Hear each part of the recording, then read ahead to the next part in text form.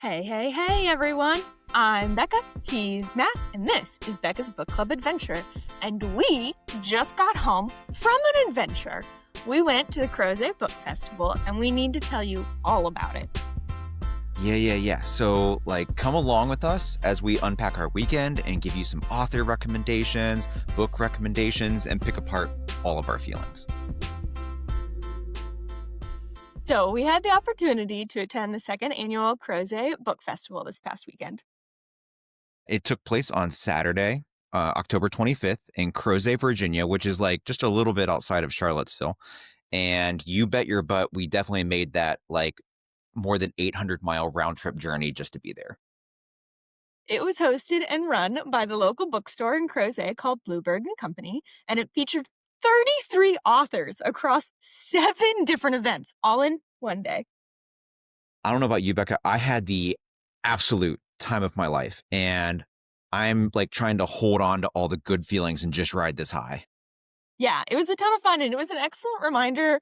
While the mileage might seem far, but you don't really have to go that far for a lovely long weekend and explore a little bit of someplace you've never been before.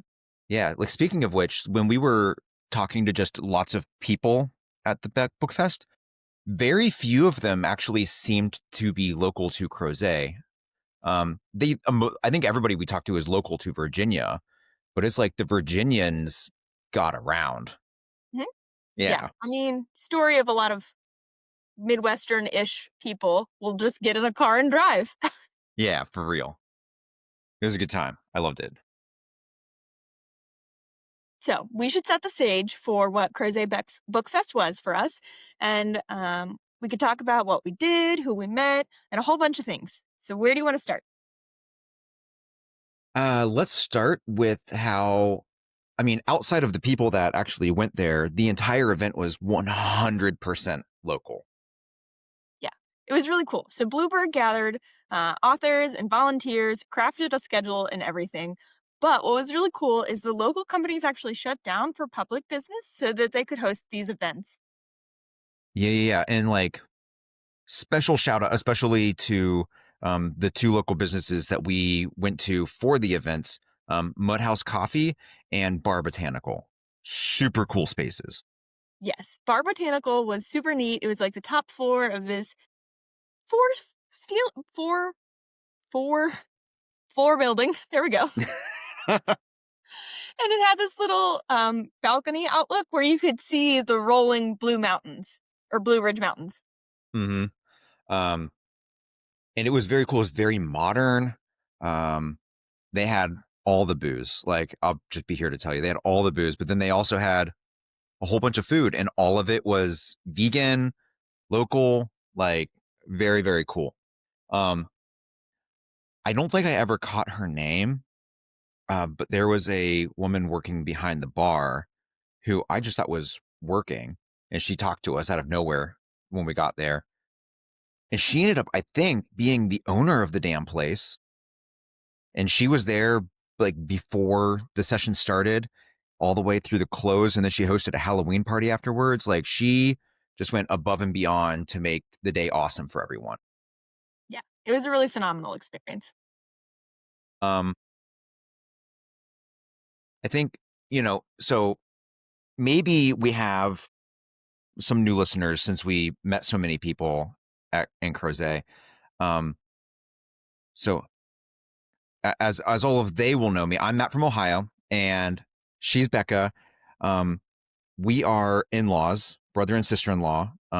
You all might have also met another woman with us that her name is Elizabeth. She's my wife, Becca's sister. And the way this podcast got started was sort of, I never had anybody to talk to about books. And I don't think Becca really had too many people to talk about, at least the books she was reading. And Becca got me to read some of her fantasy books instead of what we can all recognize as now as super whitewashed male fantasy, right? And I fell in love with it, and we started syncing up our books, and we created this little relationship between ourselves to talk about our books. And because we live in different cities, we're like, why don't we just record it? Podcast. But sometimes when you read books, you can feel like it's a very solitary exercise. Yes. And then talking to Becca about it doesn't feel quite so solitary.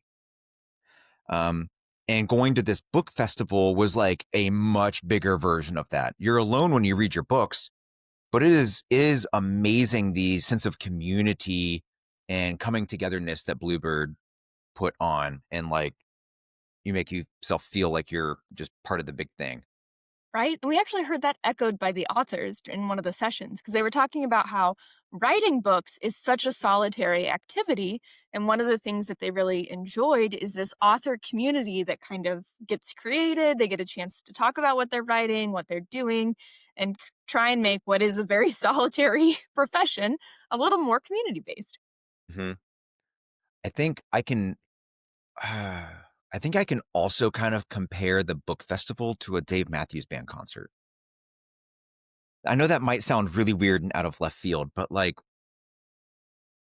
in both instances, you're getting a big group of people together. Maybe the group of people is bigger in one circumstance than the other, but like you have this big group of people. It doesn't matter what you do for a living. It doesn't matter how much money you make. You're all there for a common purpose. There's no hate. There's no stress. There's no anxiety. It's just love, and everybody's feeling the same thing together in the same room. And it's really truly magical because I don't really feel like that's how the real world works very often. No. I was about to compare everything you had said to sports, and then I was like, oh, nope, there is rival, there is usually hate.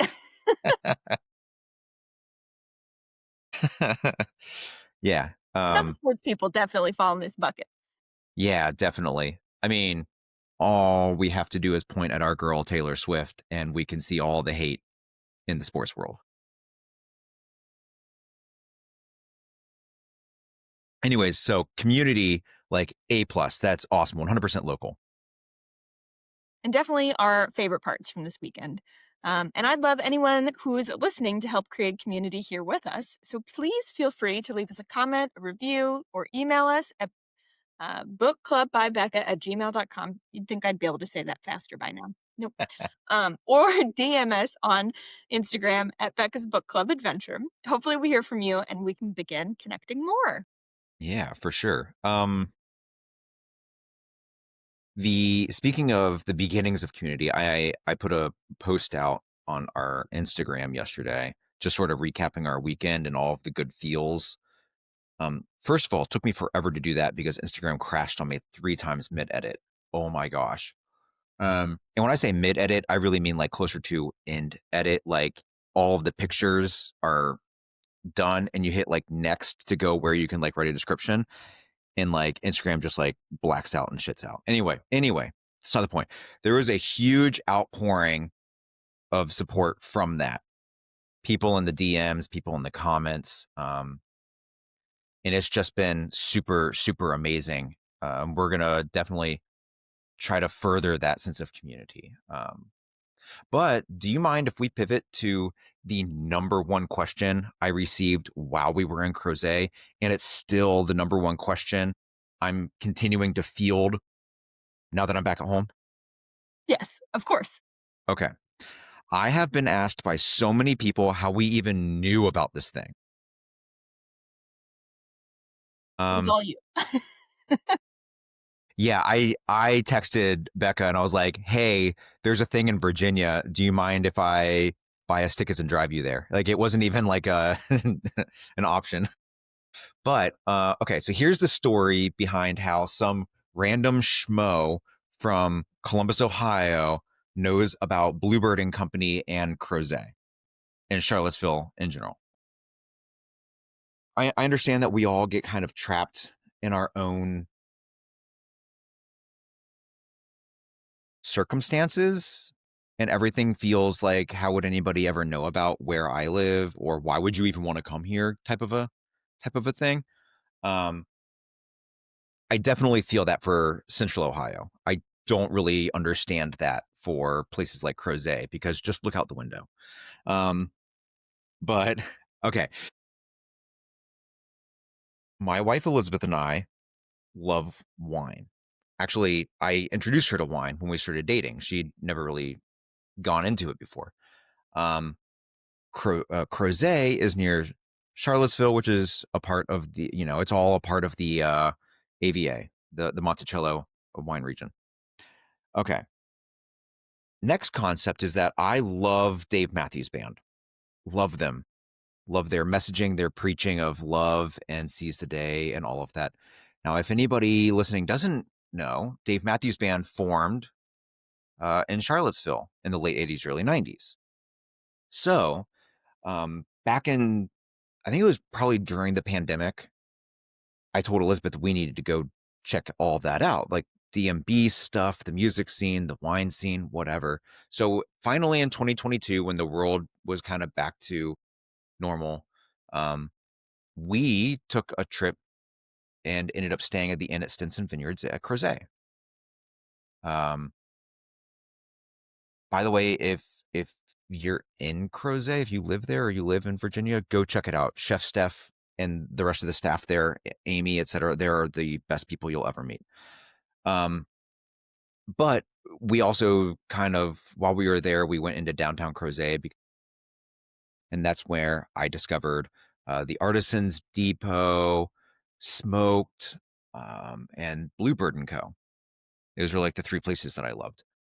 Okay, so fast forward, we went back every year, 2022, 2023, maybe it was 2023 was the first time we went. This administration really warps time, y'all. I'll just put that out there. 2024 and this year. And we've made some extra trips down in the summer and fall and stuff like that just because we love the area. But Becca and I started this podcast early this year, early 2025, which led me to create an Instagram profile specifically for the podcast. And I exclusively only follow bookstores, authors, and now just recently I've started following other book people on Instagram. But one of the very first accounts that our IG account started following was Bluebird Co.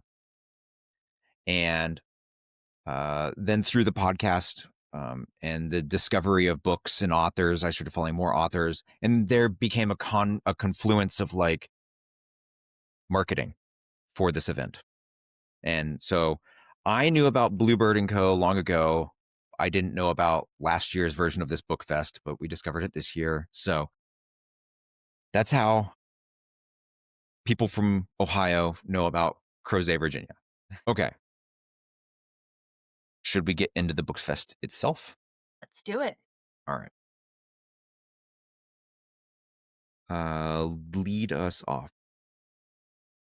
Yeah, so let's run down of the festival itself. Like we said, there were 7 different events throughout the day, and we attended 4 different events. Mm-hmm. The 4 we went to were named Murders, Muffins, and Mayhem, Badass Women, Messy, Hot, and Human, and Tempting the Fates. The 3 we didn't make it to was The Unreliable Narrator, Behind Closed Doors, and World Building from Within. And I think there was one other event. There was like a writing session at some point.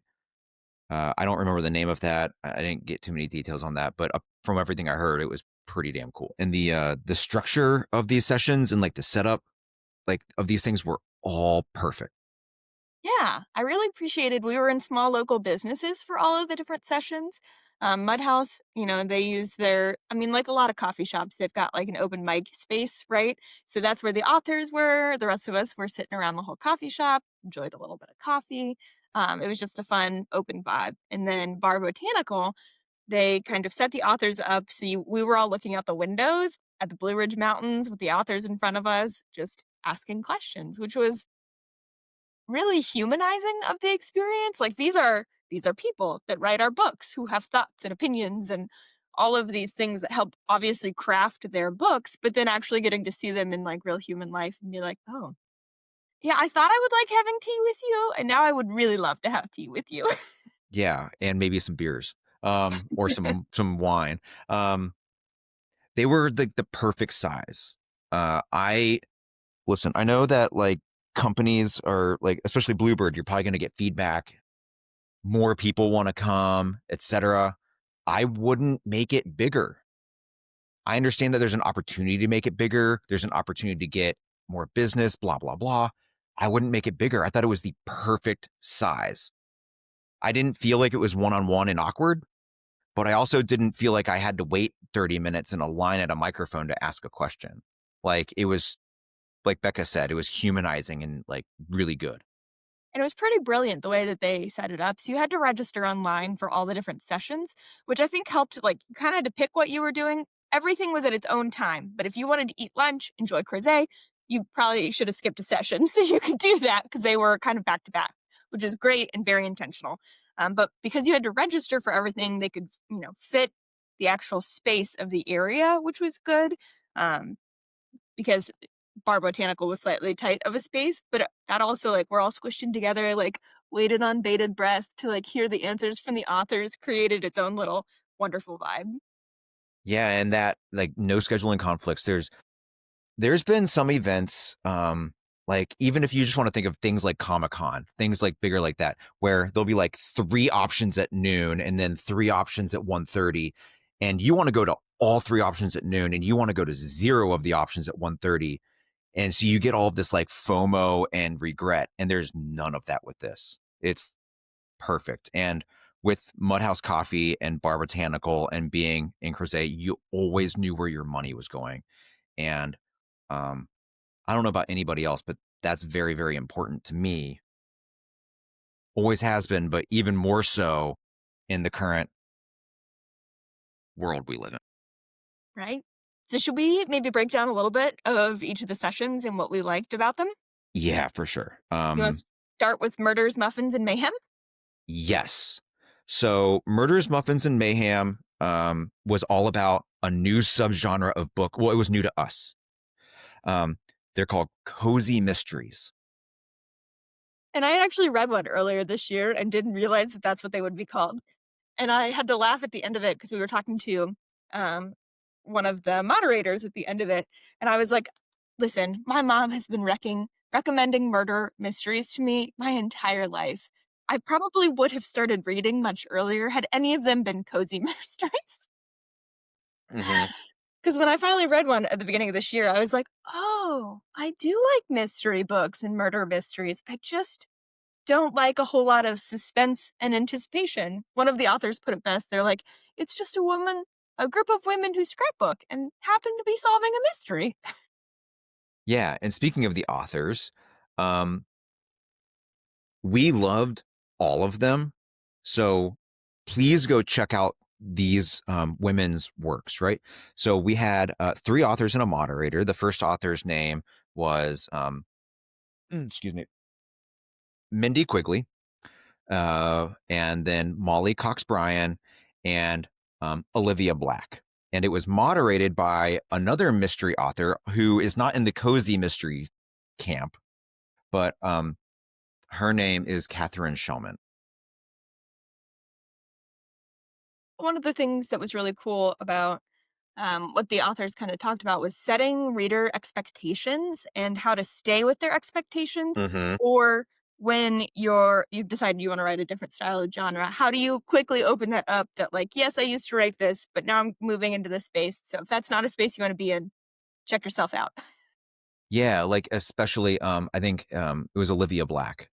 She describes her books as cozy mystery adjacent.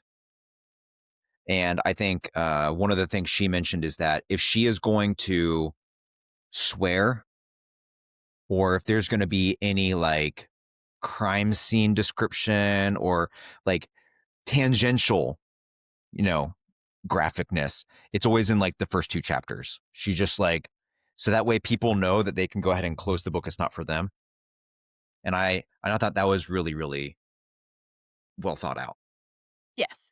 Because when you read a book, you're like, I know the author put a lot of intention behind a lot of what they're doing, but I might not be the brightest reader because sometimes I'm like, I know you're doing something here, but I don't know what.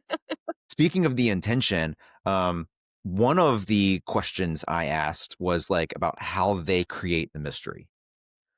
Um, and I kind of used the example of like if anybody's watched the TV show Castle, Richard Castle, as the author in the show, uses like a whiteboard, like a murder board, he calls it, to kind of do the push pin string, connect the dots type of thing. And I thought it was really, really cool because all of the authors there had different responses. Mhm. Yeah, Um, like one author plots everything out. She's very intentional. She gets it all. She's got Excel files for all of it. I was like, who writes using Excel? But whatever. Um, one of them, she's like, I fly by the seat of my pants. They call them pants people. Pantsters, yeah. Um, and she's like, I find out who did the murder the same time the reader does. And then the other one was like, I'm actually a plotster. They plot out like certain particular parts of it, but then also let the characters Yeah. develop themselves as the And story yeah, all the organic, like connective tissue just happens. comes for the ride. Yeah. And then I thought it was also really, really cool. I want to say it was uh, Catherine Shellman. You mentioned one of the moderators kind of grabbed us at the end of the session. I was just walking past her to use the restroom or whatever, and she just started talking to me, and uh, it was really cool because like I felt very welcome and invited to ask questions when it was time for the Q&A. But I was just gonna kind of retreat and be like, let her. But she started talking to me, and it made me think you can talk to anybody at any point about anything, and it completely changed the entire trajectory of the day. It was really, really cool. Um, and we met a fellow attendee at the beginning of this session. I invited her to sit at our table. Shout out Wendy. Hi, Wendy. Um, Wendy is a badass reader, man. I thought I was killing the game this year. No, I'm somewhere around 50 books read this year by the end of October. And she let us know she's like already over 100. And I was just like, whoa, girl, that is phenomenal. But we got to talk with her like all day. So that was really, really cool. But next, after Murders, Muffins, and Mayhem, we went to the Badass Women session. And Catherine Shellman, that we just mentioned as the moderator of the first session, ended up being a panelist on the second session, along with three other women being panelists, Camille DeMeo, Elizabeth Becker, and Kristen Kiska. And then it was moderated by Rachel McCready, all authors, all different genres, all there to talk about strong female characters. Yeah, this session was really interesting because we got to talk a lot about the actual publication process. And this is where the building community kind of came into play, right? Because badass women are always trying to build community. But one of the publication things I thought was really interesting is someone asked from the audience about how much say do you get in your book cover? And the answer is nearly none. So I can't imagine like spending all this time and effort writing a book and then like you didn't even get to pick your favorite colors for the book. Sounds like you do get to push back though. Like if there's just details that are just not right. It sounds like there is some negotiation and pushback, but Especially for the um, folks that write historical fiction because your people are coming to your books for accuracy. And mhm. we got to learn about how much work they put into reading, researching, and doing all of that before they even begin writing. But then also, like, your book cover has to be historically accurate. it was really it was really interesting hearing some of their responses to my question about who their like strong badass female inspiration is. Um, I think the one other than Catherine Shellman's kind of comment about if you're a millennial, you grew up with Buffy type of a comment. The one that really stuck with me was I'm not even going to try to remember who said it, because I'll be wrong. But she was talking about how she grew up as like a rule follower, very compliant with the system. A Um, pleasure to have in class. yes, uh, and I think you probably resignated with that. I know Elizabeth did. I looked over and she was just like nodding the entire time, and I felt a lot like that because we've just and she's talking about how Elizabeth Bennet was one of her inspirations growing up because Elizabeth Bennet didn't like went along with the system, but also went after what she wanted. And I think one of the other authors mentioned Jane Eyre. Anyways, all of these, I was expecting. I don't know what I was expecting. I guess I was expecting more blatant pop culture references like Buffy or maybe I don't know. I don't know what I was expecting. Hillary Clinton, I don't know. But um all of these like 19th century female literary characters being a lot of their inspirations was really cool and insightful. Hmm. Anyways, we did go ahead and we bought both of us. We bought one of Catherine Shellman's entire series, like sight unseen. Looking forward to it. So a little historical fiction to break up our fantasy reviews. Yeah, and I did learn she does have a second series that's also done, I think. But the series we bought takes place in like speakeasy prohibition jazz era New York City. And then I think the second series that she wrote it takes place in like Regency, England in the like early 1800s. Um, anyways, sound really cool. So we're gonna try to get to those soon. The next session we attended was Messy, Hot, and Human. And my gosh, I think I took away the most from this session. It was definitely the most surprising. One of the things that came out of this that you mentioned, that I mentioned, that the authors mentioned was the like romance. Oh, well, I guess I should say Messy, Hot, and Human was a seminar with romance authors. Okay. So one of the things that I took out of it was we all sort of had mothers in the early mid 90s, whatever, that read romance books. Yeah. And romance books are very stereotypical from that time period. They've evolved so much. And I think I was expecting I didn't know that the romance novels had really evolved. So I was expecting the seminar to be a lot like the nice paperbacks from the early 90s, and it was completely different. One of the things I thought was really interesting and insane to me was the number romance readers are the most voracious readers. What did they say? Something like they read 2 books a week Yeah. ish. Yeah. Your fantasy folks read 2 a month. Your romance readers 2 a week. It's crazy. It's crazy.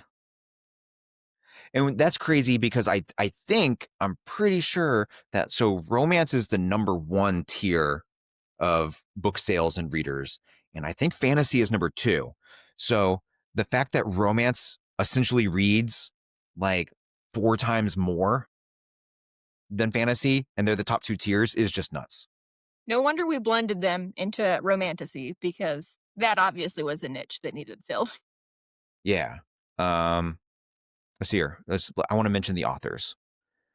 So we had 3 authors and a moderator. I'm pretty sure the moderator was an author, but she really didn't insert herself into anything. Anyways, so Sarah Reed was the moderator, and when the 3 authors that we had were Audrey Ingram, Jeffrey Dale Lofton, and Eliza MacArthur, and they were all very different. Yes. Audrey was really really cool. I got a whole new term from her. Um, she writes like closed door romance, which is what she calls it. And previously, the rest of the industry had called it like clean romance. And she doesn't like the term clean romance. Yeah. I appreciated that she explicitly said that there's nothing wrong with sex and we really need to stop saying clean for things that don't have sex in it. Yeah, clean versus dirty.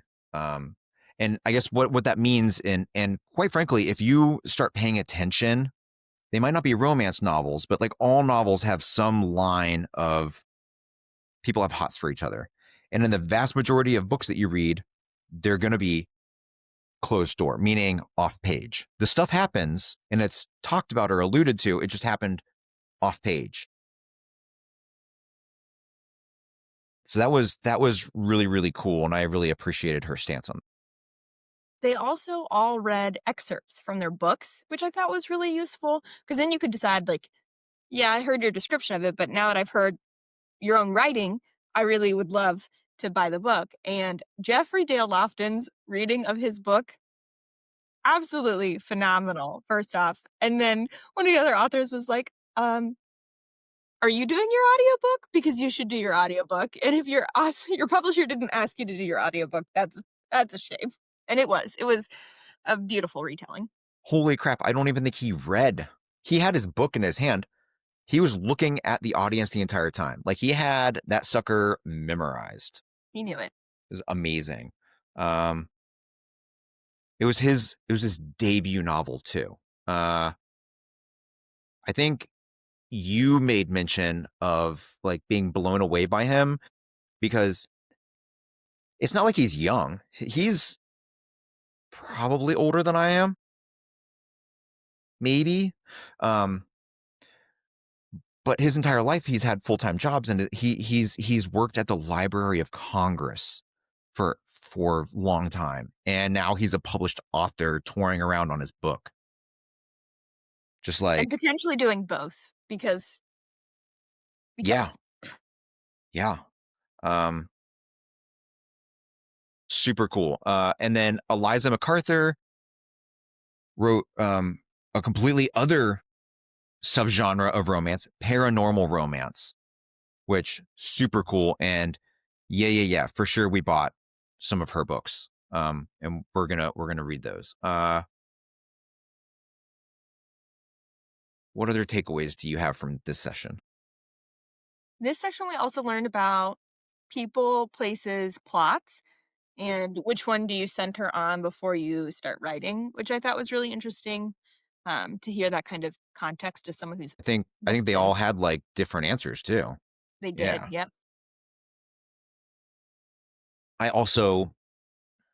I asked about how they like create the romance situations, like if they use their own lived experiences backslash the lived experience of those close to them, any sort of wants, desires, fantasies, whether past or present, or if it's all just pure fiction creation, or do they like merge those ideas to create like a Venn diagram or whatever? And they all also responded differently, which is if you're following along, kind of a theme throughout all of these sessions. All of these authors have completely different.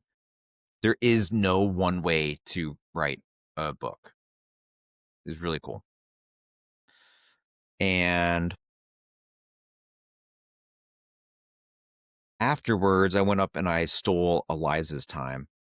Like I didn't even let her leave the presentation area to go over to the table where the other authors went to like sign books and stuff.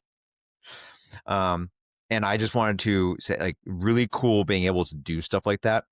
Anyways, there ended up being a line of people that came up beside me with their books. They wanted Eliza to sign. But I asked her, where does, they have spicy scenes. We talk about spicy scenes, right? Where does romance end and like erotica begin? And I thought her response is really illuminating, that there is no like ending line. That she's read some books that are just like people doing it every chapter, and she would never classify those as erotica. And it was all about like the passion, the intentionality, the purposefulness, the plot furthering, etc. Of it. And I thought that was just really lovely. And a thought that I've had after the fact, does that same thought lend itself to the visual medium?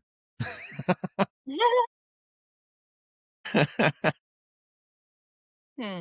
Uh, Fascinating question. yeah. um, but yeah, the romance one was the most surprising, and I'm a little sad that I didn't buy Jeffrey Dale Lofton's book. Um, There's still time. I will find it somewhere.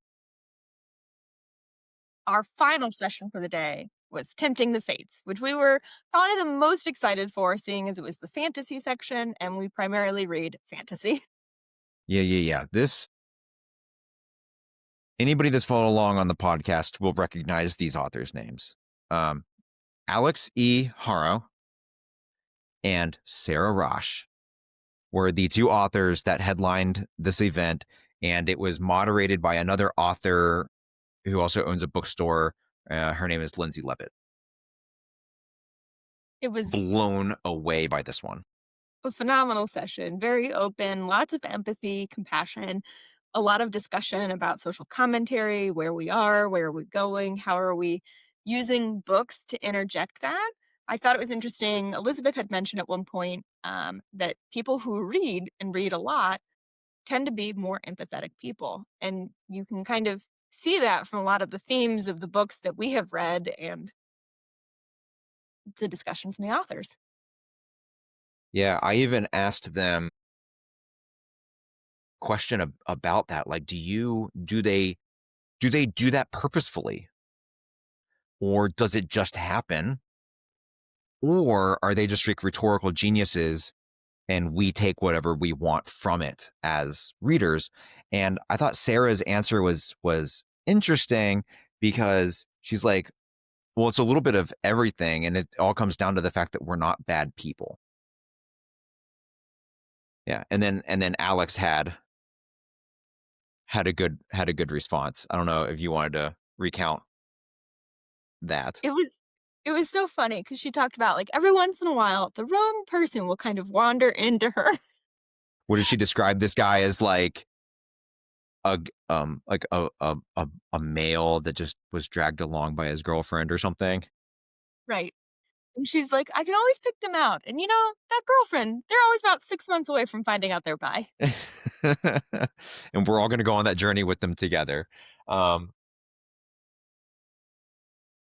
uh, and like, it was funny, you know, the intent behind my question wasn't really made known. And I kind of wanted to tell you, like, the reason I wanted to ask them that question is if you have read the Harry Potter series, you will know that it is 7 books of nothing but preaching love and inclusion. But we all know how that particular author has kind of turned out. Yep. So I've always had this thought, how does one write that but not live it? And that was sort of the thing that precipitated my question. But I didn't really want to voice that and bring the room down because Alex was hilarious and lighthearted and everything. Yeah. I've seen some interesting commentary about, like, can you separate the art from the artist, right? And how do you continue to appreciate the art when the artist is maybe not reflective of what they did at the time period? And all of that, I don't have an opinion one way or another. All of it is interesting, and all I can say is I'm very happy I don't have any tattoos for Harry Potter. Yeah. Um, but they were super honest and open about everything, which I really appreciated. Excuse me. Um, they also kind of talked about the movie and TV industry a little Yes. bit based on another question that I forced on them. The moderator was the best at it. She's like, "Oh, yeah, I sell the rights to my stuff all the time, and you're just selling the right for them to think about it. And they think about it, you go to Hawaii. The contract runs up, it goes nowhere. You go back to them, they sign again, you go back to Hawaii." Yeah, and I think Alex Haro mentioned that she's sold the rights to the Once and Future Witches a couple of times now, um, which just blows my mind because in my version of corporate America, all of my lived experience, if you do something that costs money and there is no return on that investment, you get grilled. That is no bueno. And it just sounds to me like this, like film industry, TV industry, they're just spending money for no purpose. Like they're not thinking through anything. They're spending money to think, which just blows my mind. It's a different world that you and I live in. Mm-hmm. So, of course, when that was all said and done, I stood in line. I bought Alex's complete works, which I've already read. I just never owned. And when I was in line and talking to Sarah and Alex, I kind of talked to them at the same time while Alex was signing my books, and kind of told them that I appreciate their interaction with the audience and the readers. And I'm very well aware, Becca, that I am a middle-aged white guy. You're not a safe space. No. I mean, I think you said it over the weekend where I'm like a middle-aged white guy and it's like, don't talk to him. And then he opens his mouth and everybody's like, oh, no, he is a safe space. But then on top of that, I'm a middle-aged white guy with a podcast. So I'm like, a man with a microphone. double the problem is kind of what I was telling Alex and Sarah, and they laughed it off. And when I got home, I opened up one of the books that Alex Hara signed for me, and it said like for Matt, who is not a part of the problem. And it just like, I know it was kind of tongue in cheek and everything, but like just I loved that. So Well, really that's cool a way to end the day. story. So all I have to say is I highly recommend checking out whatever book fest is vaguely-ish in your area. Go to sessions for book types you don't read because you'll probably learn a lot and maybe want to read a whole new section, a whole new genre. Yeah, for real. Speaking of, I think we should plug Bluebird itself a little bit. So yeah, so we found time to go to Bluebird. I knew about Bluebird, like I had said at the beginning of the episode. That was the first time I've actually ever been in Bluebird. And obviously it was the first time you had been in Bluebird. So really cute little space. They also have a secondary space called the Annex, which is right next door. Highly curated. They've got lovely books. They have a lot of beautiful clothing and jewelry. You can tell that the owners have spent a lot of time deciding what was in there. I also deeply appreciated they had a used book section because anything I can do to support the small business and the authors and local libraries, all between, those are the people that deserve all the money. Yeah. When Becca says highly curated, I'll go ahead and just say it. If you go into Bluebird, you will not be able to find whatever the hell you want in anything, right? It is curated. They don't sell books to sell books. They sell stories. They sell authors. They sell people. They sell experiences. A lot of local authors, regional authors, very, very, very well thought out, laid out. And the used section was also super cool. Yes. And conveniently, they ship everywhere. So we can go check them out online and get stuff shipped to you. Yeah. And the unstated thing there is you don't have to give your money to the big Amazon discount books, Barnes and Noble, half price books, whatever conglomerates. Put your money where it matters. I also had the pleasure of speaking with Flannery. Flannery and Chelsea are the two women that own Bluebird. Flannery, I think, is the book side of things, and Chelsea is the like clothing and decor side of things. But I had the opportunity to talk to Flannery at the very, very end of the last session. She actually kind of was like, "Hey, are you that Matt from Ohio guy?" And I was like, "Oh, cool. I have a reputation." But anyway, she must have been stressed and exhausted from the day, but she took time to talk to me for like 20 minutes at the end of the session. Super lovely people. So, okay. I have a final question, and in true Matt concept, it's not just one question. But I'm going to pose this as the final multi-part question instead of saying I have a final question and then I ask it and then I have another final question and I ask it. Okay, so Becca, will we be back next year? 1, 2. If so, would you attend more sessions than we attended this year? And 3, how would you want to experience the book fest differently, if at all? And if anything you wanted was possible? I think we should go back. I had a lovely time. I would not attend any more sessions. I think half-ish of the sessions was a good number for us because it was. We left in the middle of the day. We had some wine and we had lunch and it was delightful. And for things that I would want to do differently next year, I think I'd texted the group when I came back. I finally realized what my questions would have been to the authors. And so I think if I had written them down and come back, but I would love to learn when an author decides their work is done and then how they celebrate that it's done. Because, when I finish a big project at work and my coworkers are like, Becca, you should celebrate. I'm always like, yeah, but I was done with this work like a year and a half ago. So like celebrating now feels wrong. Yeah, like do you celebrate when you put the final period, or do you wait a year and a half to celebrate when like it's actually published and bound and out on shelves? Yeah. Right. Or is it when the check finally comes in? Like there's so many parts where you can decide that you're emotionally done with the project. So figuring out how they do that and then how they celebrate would be really cool. Super good question.